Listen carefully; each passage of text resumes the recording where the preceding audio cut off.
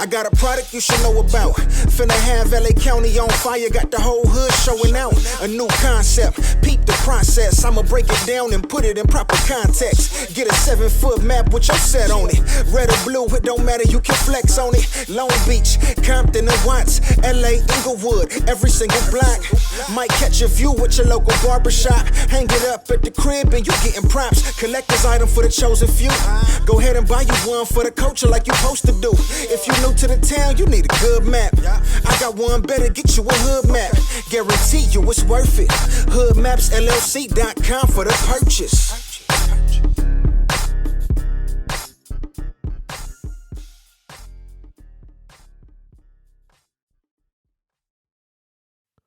Juice Bundles, and we back in the building, the sound of hip-hop, where we improving the culture one episode at a time.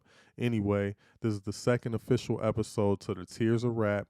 You know what I mean? For those who don't know what this is where I take every single rapper, every single hip-hop artist who has ever touched a mic, that is known to ever touch a mic, and I take them and I put them on a tier according to their bar-for-bar performance. So, today on the chopping block, dead or alive, today on the chopping block, we got a dope Latino rapper. He's an East Coast rapper from the Bronx. You know what I mean? First Latino rapper to ever go platinum. Second Latino act to ever go platinum. You know what I mean? Like I said, he's from the Bronx, Terror Squad affiliate. Known for being a lyricist, known and respected amongst his peers, in my opinion. My man, one of my favorite rappers, Big Pun. Now, Big Pun, man, the time that he came out, I really liked him on a commercial level. Like, I got West Coast roots. Like, you know what I mean? I'm from the West Coast. I'm from Long Beach, California. So, like, I grew up off that, and it wasn't until I got older, till I got in high school and really got into hip-hop, that I went back and listened to, you know, his music. He got 2 albums, Capital Punishment, one of my favorite albums, and Yeah Baby, one of my not-so-favorite. But at the same token, how I got into him was his commercial hits. You know what I mean? I really didn't even tap into him like that before he died. You get what I'm saying? So with that being said, I had to say that I more or less got into him by seeing the rappers that I liked respect him.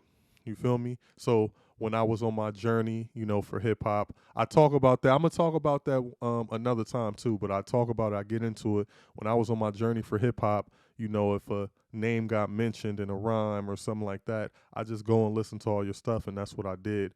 I listened to, you know, a lot of his early little stuff with Fat Joe and Terror Squad, as well as his 2 albums.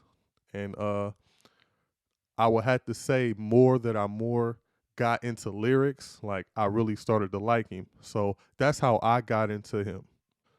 So with that being said, we're going to jump into a few reasons why I like Big Pun, or / some of the aspects of skill that he brings to the table.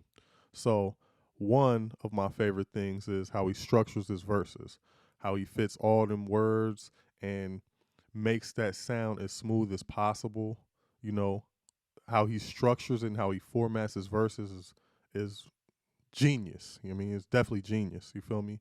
The second thing that I would say that I like by him is how in those verses, when he structures them, he makes every single syllable count when he's rapping. Like, you feel me? And if he doesn't do that, you hear the mix up in it. That's why it's a little hard for him. He'll sound a little off if he doesn't do that. But for the most part, every single syllable in his bars count. He makes them count. You get what I'm saying? As far as making them sound good, you know, putting the words he needs to put in there, the descriptiveness is just genius.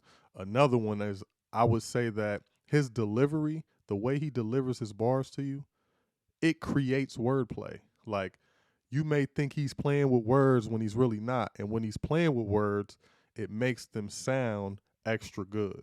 You get what I'm saying? Because that's how intelligent his verses and his bars are, in that sequence. You know what I mean?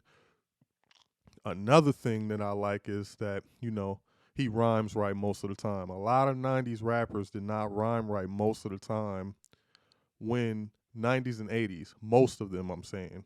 He rhymes right a good amount of the time, and I respect him for it. You know what I mean? I think that's what makes people's verses sound smoother is, and if you take the time to do that, I think that, you know, you're a better rapper than somebody who doesn't. Even though a lot of rappers that don't do it they still have become good, but I would say most aren't. You get what I'm saying? So another thing is I love his vocab. Like, just because he's a street rapper, he has an extensive vocab. He's not just saying the stuff that, you know, I learned and could read and knew the definition of in third grade. Nah, he's saying some extra stuff, some stuff you might have to look up. You get what I'm saying? Some stuff you might have to live through. You get what I'm saying? So I think that his vocab for what he is definitely extensive. Another thing that I have to give to him is that he's a lyricist because his rhymes make the songs. You get what I'm saying? Like, you listen to a few people and you be like, dang, it's a banger, but the reason why you like the song is because of the beat. Or the reason why you like the song is because of the vibe. The reason why you like Big Pun as a rapper and why you like his songs is because of his rhymes. That's how you know you dope. You feel me? So shout out to him for that. And that is a very that's not like that's a skill, but I'm just saying, like, that's how you know he's skilled. You feel me? When the rhymes are the song. You know what I mean? He could pick any beat and do whatever he wants to, but his rhymes make the song. You feel me? So another thing that I like about him is I like his punchlines. He don't got them punchlines that it's two type of punchlines that I like. I like the punchlines that just go with the flow of what you're saying, and I do love the punchlines that you got to think a little bit, or that that hard hitter to make your verse something crazy.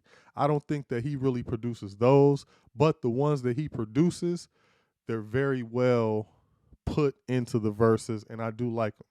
Get what I'm saying? I will say that about him. And the last thing that I could say about him that is good is that every time I've heard him with what people will call the greats, or, you know what I mean? Like, people that people know are actually dope or actually legends. Anytime you hear him with any of those people, he either has the best verse or he's definitely keeping up. Nobody has the best verse every single time, but he keeps up, and a lot of times he has the best verse. I even heard a number of songs because he's dead. You know, when people are dead, they do this. I've heard a number of songs where they'll just take a verse from him and take a verse from somebody else and match them together, and he'll still win or keep up. You know what I mean? His bars, whatever they are, wherever you take them from, and whatever beat you put them with, and whoever you put them next to, they still do some damage, and they still are what they are. So that's what I think he brings to the table. The things that I don't think that are good about him, and it's not a lot, but I have to mention these things, is he did not have a long prime. You know what I mean? Big Pun's prime was not long at all.